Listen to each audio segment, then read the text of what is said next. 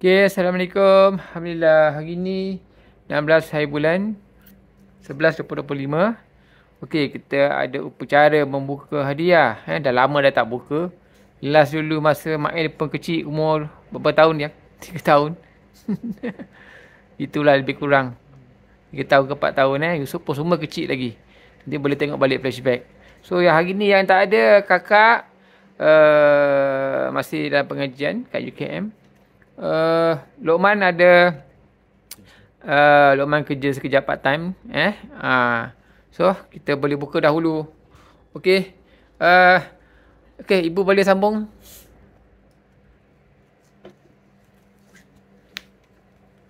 Saya gunting sekejap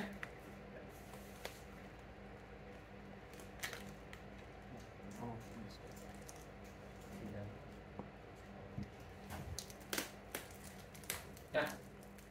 Elok. Asal?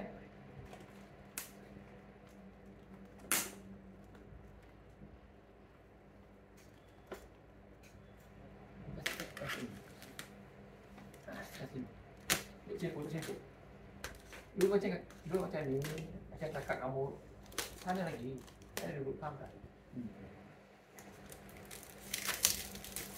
Itu dia. Untuk kita pada hari ni. Tinggal satu. Okey. Dulu tukar Lokman. Kalau Lokman dulu masukkan susun. Mana dijah? Susun dijah. Benda tu? Cerita dah. Baca cookies. Baca cookies. Ini kegemaran si Lokman ni. Man. Balik cepat. Susun itu. Dijah. Mencuci muka. Untuk lelaki. Untuk lelaki. Susun bawah tu. Bawah ada belum? Ada. Tak susun. Susun lah tu bawah depan. Ini untuk Tak depan ni. Tak depan ni. krim penghalau nyamuk. Kita kalau nyamuk. Apa nyamuk ni. Ni korang jual ni. Kau suka main kat luar kan? Ni. Tak ada susun. Ini. Coklat ni. Semua suka ni. Dia makan sama. Dia pun biskut sama juga. Biskut. Susun. Okay, shampoo. Shower gel. Shower gel. Ni dia shower gel. Kayu guard. Kat mana yang? Kuat.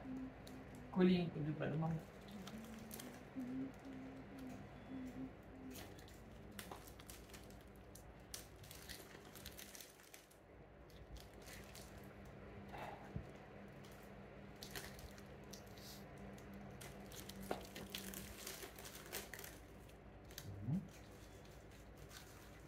Bag. Ni untuk Bag. wash bag. Untuk apa? Travel. Bag travel. Ni bag travel dia. Nak. Bag travel. Ini ada di sini ni. Tali dia. Bag travel. Okay, nampak? Bag travel. Okay. Bawa pergi hiking dia. Pergi hiking boleh lah sesuai. Okay. Ini untuk secukkan badan. Dah betul tiga lah. Betul tiga lah. Terus beku. Sen. Tolong tarik. Nampak ni. Apa ni? Kita ada Hershey's Kisses. Macam-macam dia. Ini pun untuk kakak ni. Dari kakak, saya Dijah, saya Fatimah. Saya semua. Okey. Cookies. Apa ni? Ini cookies. Cookies ni yang kau kan. Susun. Okey.